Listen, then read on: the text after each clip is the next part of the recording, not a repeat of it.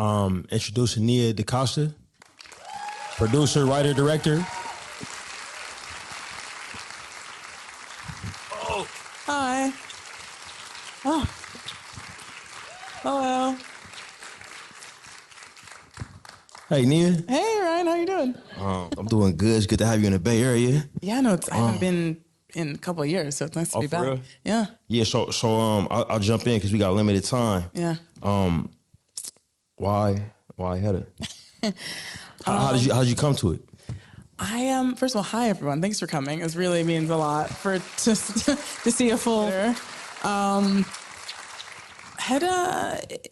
I mean, I read it when I was in grad school, when I was 22, and At NYU? no, I did NYU undergrad, and then I went to London for my master's in writing. Okay. And we were doing like a theater module, and we were writing little plays, and we were working with actors, which was great because we didn't really get that in film school. Did you know you were going to do film school still? Like you did NYU film school undergrad. Yeah, film school undergrad. And you went to the UK for a master's in writing. For stage and broadcast media. So it was film, TV, theater, radio. Beautiful. Yeah, and I wanted more writing education, and I wanted to learn how to work with actors. So I got my MA at a drama school, and when we were doing theater.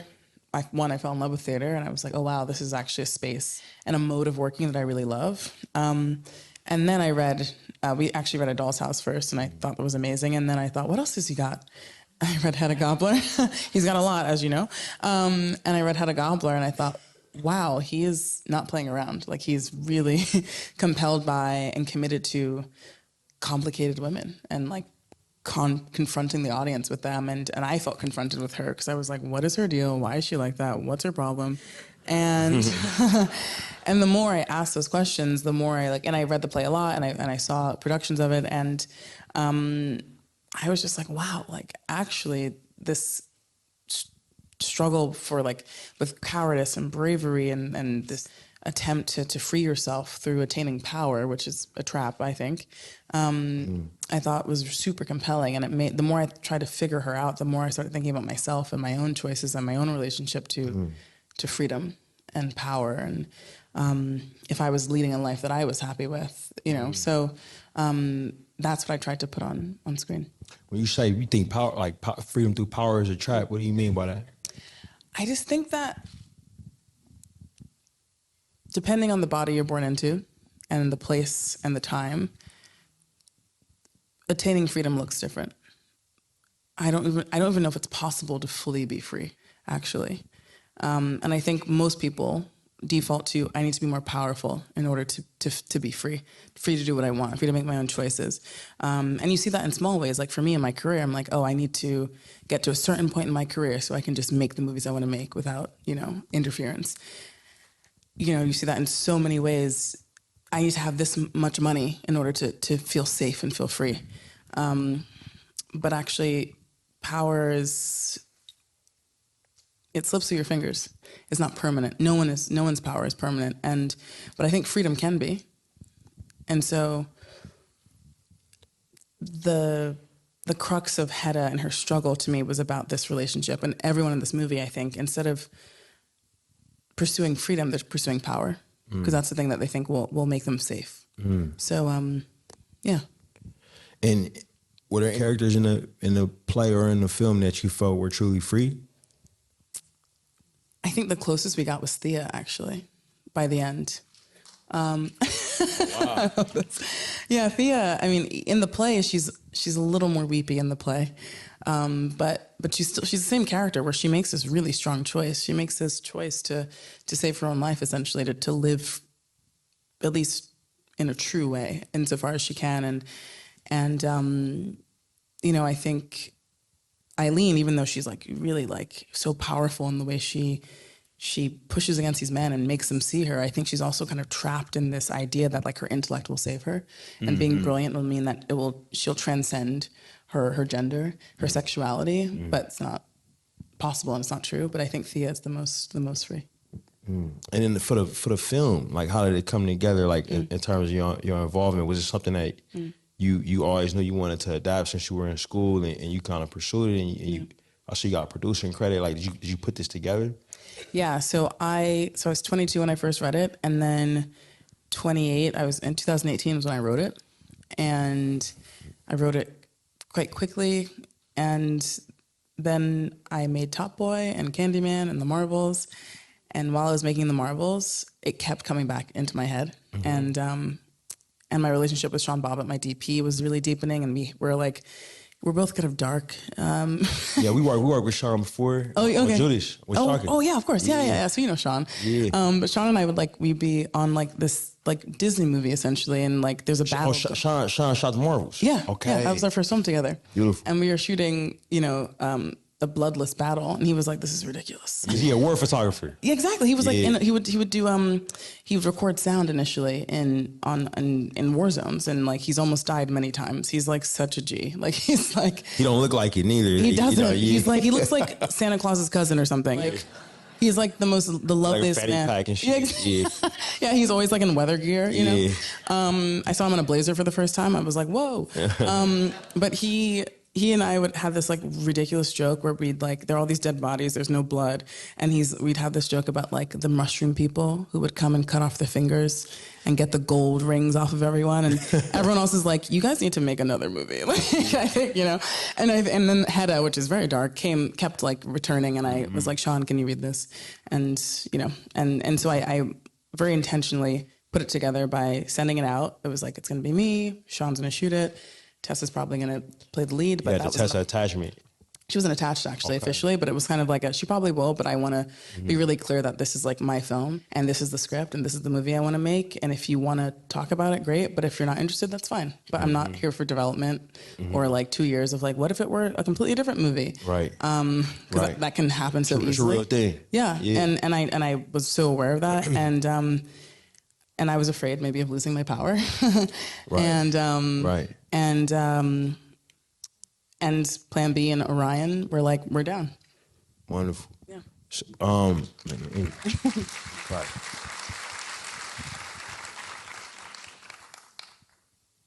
How the cast come together? So after Orion and Plan B came on, I was like, Tessa? She was like, yep, got it. And so so she was in immediately. Yeah, I mean, I said you to her. guys go back to Little Woods. Yeah, we've known each other for 10 years, and we talk about everything we're doing. She's like a sister to me at this point, and have y'all seen Little Woods? Okay, good. Nice. Thank you. Thank you, guys. It's on Hulu if you'd like to catch it, if you haven't seen it. Big plug. Yeah. And Top Boy and Candyman. Yeah, come on. There's some stuff happening Marvels. over here. Yeah. And then it was Des Hamilton was my casting director. And actually no, it was Tessa, and then Nina Haas was next. And big time. We gotta talk about Miss Haas. Nina Haas, I mean, how did you become familiar with her work? I knew her from when I was, I didn't know her, but I knew her work from when I was in my early 20s, actually. And when I went back to New York after grad school, there was like my two favorite theaters. One was the AMC Lowe's on Lincoln Square, AMC Lowe's, which is like the only true IMAX screen in New York at the time. And the other one was Lincoln Plaza Cinemas, which was all the foreign films and indie films. Doesn't exist anymore, unfortunately. And I remember walking by and there was a poster for Barbara where she's like on this bike, and it's just this German film. And then I watched that and I was like, oh, this woman's amazing. And then I watched Phoenix, which is another film, another German film that she's in. And she's every actor's favorite actor. Like she's like a legendary, like kind of God tier talent. Yeah. And working with her and watching her and editing her, I was just like, How was she? Is she like all takes great? Yeah. Yeah. And all takes different? She one of those? Well, she'd let me. If I asked her to do something, she'd do it. I was like, what if we tried it like this or like this or like that? And she was so specific and so text oriented, and she wasn't ever straying away from what felt true to the character, but she had a sense of discovery and play that I really like. And also, she's just like rad. She's like rad to have around. She's great energy. She was doing, I mean, you saw like really intense stuff. And, we created the space for her to have that. But, she walked into set with her little Uggs and she's like, hey, like she's she's got that, like, she's buoyant, And Tessa's that way too, where she's like kind of breezy, you know, Tessa, like, but then locks in and it's so important. The people leading your set have that because they're your allies and setting the tone. And Nina's just unreal. Was it always sapphic? Like when you wrote it in 2018, did you already switched it? Yeah, yeah. Okay. I actually had the idea super early on. Like before I even wrote it, back when I was still in the UK, I thought, okay, I think it's gonna be Eileen because I want another woman here. I think, and also this character makes more sense to me as a woman, especially in the context of the struggles that Thea and Hedda are going through. Like I really wanted another foil for her. Not being familiar with the play. Yeah. Oh, what was that character's deal? like in the play as a man? I'm curious. It's basically he was like, I'm such a genius. Why won't anyone listen to me? Oh no. Shit, word. Was you poor or something? Was he No, from a no. different He was class? just brilliant. I think. And He's alcoholic? He's an alcoholic. Okay. He's I think manic depressive, like we would say now. I think. Yeah. I think what Ibsen was doing in that piece with him and with Hedda was kind of early trying to talk about mental illness.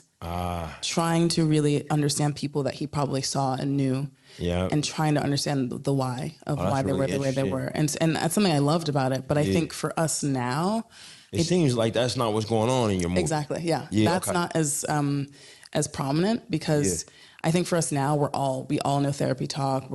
Most of us are probably in therapy. I love it. It's great. But I think it's it's essential. But I just didn't feel that would have the same resonance and energy of confrontation as it does in 1890 in Norway. And I didn't think it was as the journey with mental health that Ibsen is exploring. Frankly, we're beyond that now. Right. Right. And so what attracted me to it wasn't that necessarily, even though I like when you watch the original and you watch a production that is very true to the play, it's like beautiful and it's like heartbreaking. But I just knew for a movie, like for me, the way I wanted to shift it, it wasn't going to be the central part of it. Right. And I thought we could maybe we can elevate some of the other themes that I loved.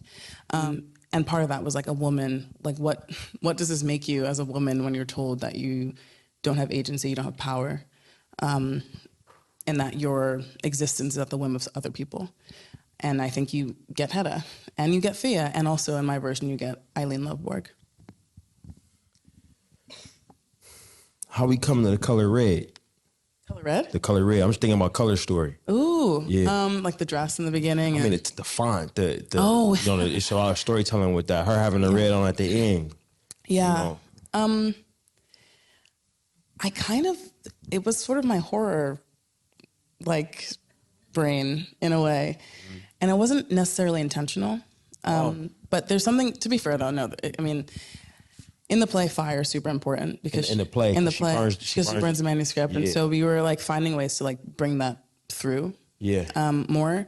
And I think just like, for me, thinking about Hedda, like so much of her is the space between doing something and the reason you do it. So much of her is just like how we would say like in the blood, you know? And I think that's really important to like evoke. And so the fire, the red, that was part of it. And then my horror brain, like with the font. Like I remember my titles guy, Matt Curtis, was like, it feels kind of horror. And I was like, I know. Like, that's part of it. Yeah. Because it is horrifying. It's horrifying not just to watch her, but to be her. Right. So interesting. The sound design, the breath. Yeah. Whose breath is that? That's my cast and crew. Okay. So Hilda, who's just like another mad scientist genius. She's a composer. Yeah, Hilda Gothendaughter. She won the Oscar for Joker, and she's amazing. Yeah, I'm sure you guys know her work. And this is our first time working together. I asked her to do the Marvel film, and she said, "I don't think that's for me." And I said, "I understand," because she also such a. Have you met Hilda? On the around the briefly, way? yeah. She's such a bright light. You probably heard her laugh if you met her. You've definitely seen her smile. I remember. She left an impression for sure. Yeah. Like it was brief, but yeah. She's so like, but she does a lot of dark stuff. She's just like she's so good at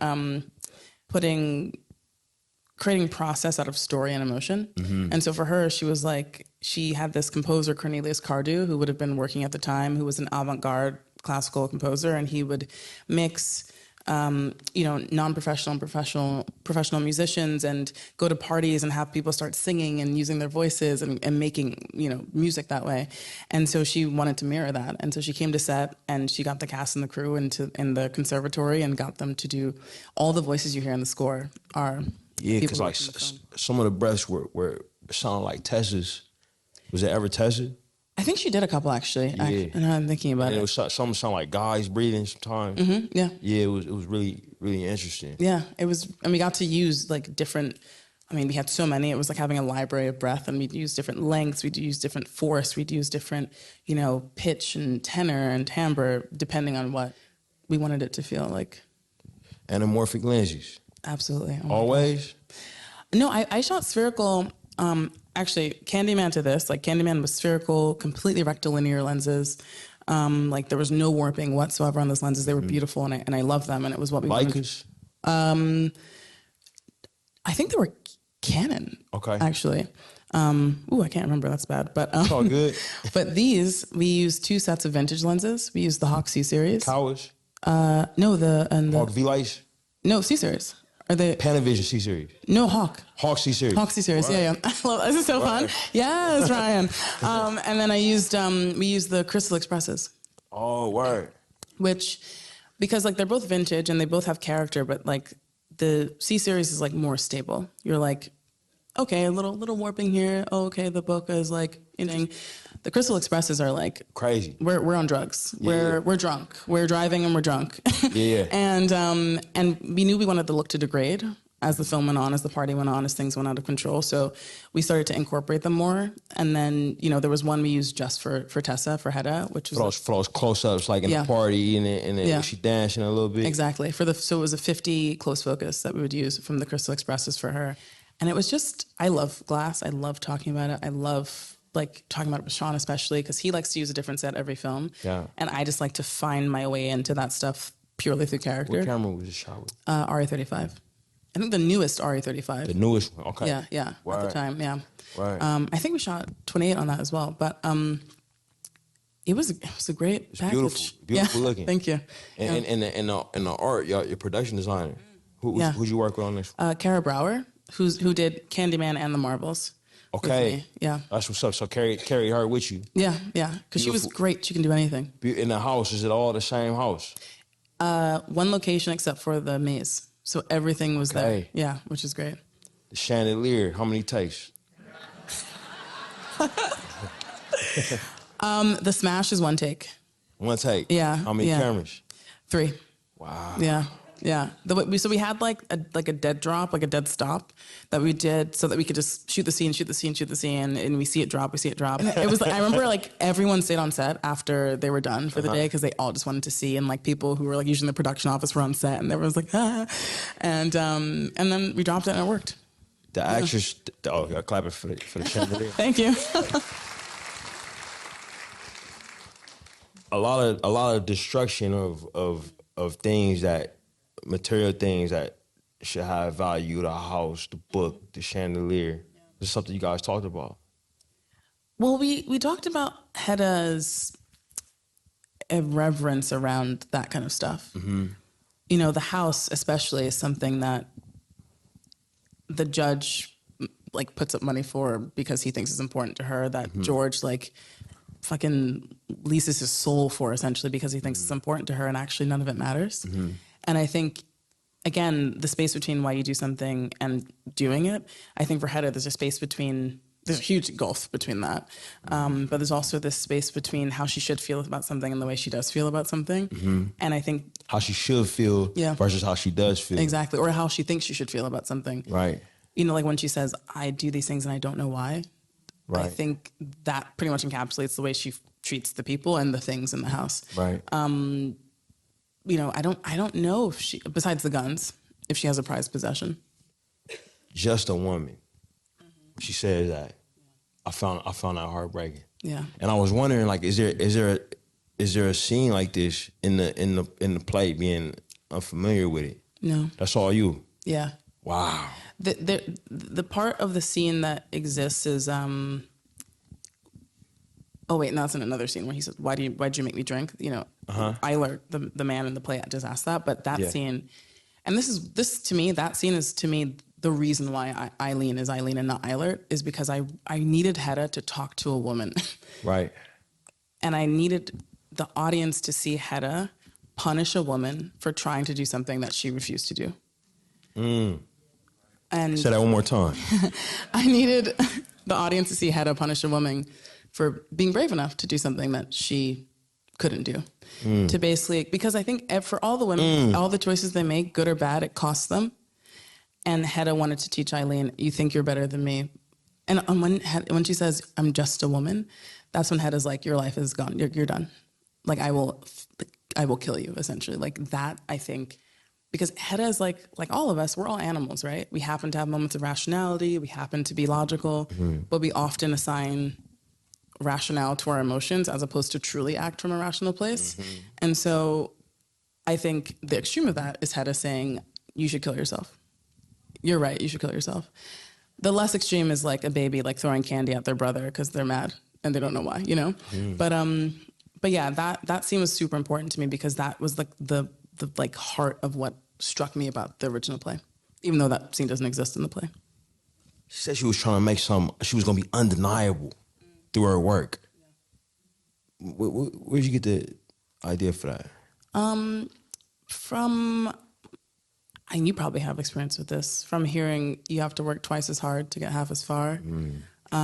You're a Black woman in America, and you have to be brilliant. You have to be better. You cannot rest on your laurels. Where'd you start hearing that? As soon as I could hear the words. No, I think just being in... I mean, luckily I'm a nerd. I used to read textbooks when I was younger because I truly was like, science, what's that? You know, like was super into it. And my mom really valued education. You know, I'm a first generation American. My mom's from Jamaica, grew up poor, but went to private school because that was just, there was no other way. There was no path that it seemed that you could take to transcend or to change your family's lot in life. And, you know, I was the first generation born in America, but my mom and my grandmother all live in New York now. And, and that is what we carry. And so in ways, Eileen is probably closest to me, minus the alcoholism and depression. I'm quite happy as a person. I got you. And I do like alcohol, but not that much. But yeah, that's where that comes from. What scene are you the most proud of? Ooh. It changes, but I think right now it's the scene of Eileen with her nipples exposed going into that room of men. Thanks, guys. And because that scene tells you everything you need to know about Eileen, and also and the way that sequence ends. Not that the scene ends, she's on top of the world, but the sequence ends, she's on the bottom. But I think that scene's important to understand why she's loved, why she's amazing, why she loves to drink, the fact that she actually is brilliant, and also to learn when the sequence ends that any power she attains by the end of the scene, she's mortgaging from the men in the room. And that it slips through her fingers, it does fade. And that I think that's true for not just all the women in the movie, but all the men. Like by the end of the film, like George is like no chance of attaining the power he thought he would by the beginning. The judge, who's the most powerful person probably in that house, he goes to this animalistic place, which is what Hedda wanted. She wants that for everyone, but he realizes what he's done, and he's like, oh, she got me, you know? And yeah, I think that's just kind of another crux of the piece as well. Beautiful. Yeah. I'll give it up for Nia DaCosta. Thank you. Thank you, Ryan. Thank you.